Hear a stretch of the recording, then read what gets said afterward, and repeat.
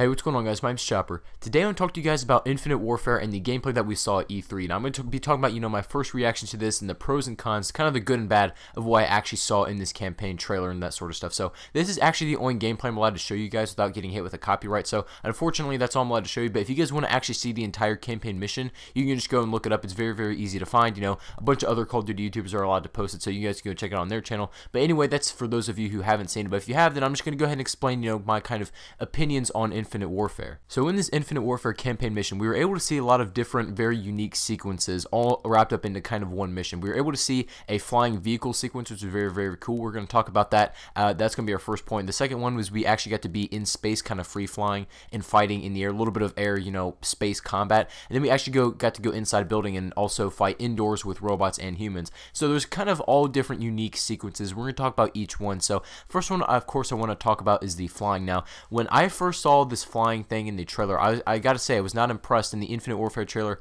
I thought this was gonna be like a very on the rails, like you have to press like 2 buttons in order to complete this. It's basically kind of like an interactive cutscene where you have to be like really, really horrible to actually lose at it. You just have to press like X, like an L2 maybe a few times, but it does all the driving for you. There's really no room for any creativity, and there's no room for you to actually show some skill at flying. So I thought it was gonna be kind of like that, but from what we saw, it actually didn't look like that. It didn't look like it was like an on the rails controlled like AI thing. It actually looked like you had entire control over the ship, and you were controlling the direction, the guns, and everything like that, which is kind of cool. Of course, I want to get my hands on it to fully judge it, but from what I saw, from what I actually was able to see in that campaign mission, it actually looked like the dude was controlling it himself. It wasn't an on the rails thing. It wasn't the game controlling it for him. It didn't look like the ship was driving itself. It actually looked like he was manually controlling it, which is very, very cool. I was excited about that. I kind of wanted Call of Duty to go that way. And past vehicles and Call of Duty campaign missions, it's always been like a super easy mode or a thing where it just kind of controls itself, and all you really got to do is gun or steer left and right. That's really the extent of it. But the next good thing I noticed was, did you guys see the environment when they were actually done with that flying sequence, and they were actually in the space combat part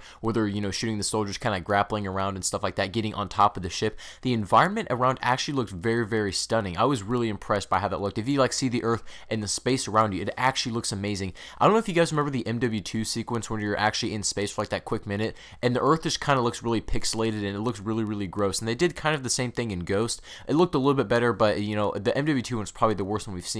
But honestly, I think this Infinite Warfare one actually takes the cake. This one actually looked really, really impressive, and I was stunned about that. But obviously that's probably the extent of how good the graphics were, because we're going to talk about that in the bad section. I did have some complaints with a little bit of the graphics, but we're going to get to that in a little bit. But I just want to say, in that particular mission, I don't know how much of the environment like that we're going to see in the campaign of Infinite Warfare, like in the entirety of it. I know that mission we're going to see it, but judging by other missions, if we get that kind of, I guess, immersion in the rest of the Infinite Warfare missions, then I'll be pretty happy. So another thing I want to talk about is that the guns did not look overly futuristic. This is something that I was worried about, as Advanced Warfare kind of went ham with this, with the EM1, the laser weapons, all that kind of stuff. They weren't actually Star Wars weapons in Infinite Warfare, which is what I was kind of, that's what I was kind of worried about, is that the guns were just going to be overly futuristic. It was going to be like Star Wars weapons or, some Battlestar Galactica stuff. Like, it actually wasn't like that, and I was impressed. They actually look like pretty legit or near future firearms. They didn't look like I didn't really see any laser weapons in there. They might have laser weapons in this game, who knows. We haven't seen any thus far, but it just been, straight, kinetic bullet weapons, which is cool, and I enjoy that. That's what Call of Duty is. If Call of Duty goes to like the route of laser weapons and energy, kind of like what Advanced Warfare did, it really does take away the immersion from what Call of Duty started in the first place, kind of be, this gritty military shooter. So I'm really glad they did not go the route of laser weapons, and I really got to give them credit for that, because that was probably one of my biggest concerns. Is I wanted, realistic looking firearms, shoot stuff that shoots bullets, not exactly lasers. I don't want it to be Star Wars, you know what I'm saying? And this is entirely speculation. We're about to get into the bad section, but right before we do that, I want to say that the movement system multiplayer is going to be pretty close to Black Ops 3. We actually saw that in a tweet. Now, we didn't get to actually see like the multiplayer movement in the campaign. We know that the campaign is obviously a little bit different from multiplayer, which is understandable, but I am looking forward to the movement system in Infinite Warfare if it's going to be similar to Black Ops 3, because I really do like the BO3 movement system. So that's really the good things that I did see about this, and obviously we're going to get multiplayer hands-on at CoD XP. I'll let you guys know about that, my final opinions on that. But basically, let me go ahead and get to the bad section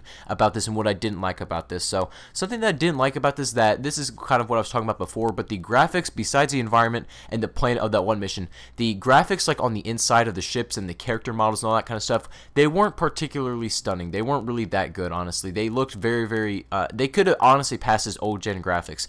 If you're stretching it, like besides the crystal like clarity of it, just the actual graphics itself and the engine, like the way the character models looked, this could pass as an old gen game. It honestly didn't look like a next gen game, and even though they're not porting it back, it still looked like I don't know, I felt like they could have done better on the graphics. I wasn't particularly impressed, but you know, I mean, who knows? We'll see what happens when we actually get our hands on the game and what it looks like on our actual TV screen. So one more complaint I had was that, I don't know if it was just me, but did anybody else just get the Advanced Warfare vibe when they went into that building and they're fighting the robots and the humans like inside the actual ship itself? I don't know if it was just me, but I really just got like a very reminiscent, like deja vu of Advanced Warfare. I really don't know why. It just kind of looked too similar to me to kind of distinguish. You would never know that Infinite Warfare and Advanced Warfare were different games if you kind of put them side by side in similar sequences. So I don't really know about that, but let me know what you guys think about that. But honestly, about this game, my general consensus is I liked what I saw. Like in the gameplay that we did see, I know multiplayer is different from campaign,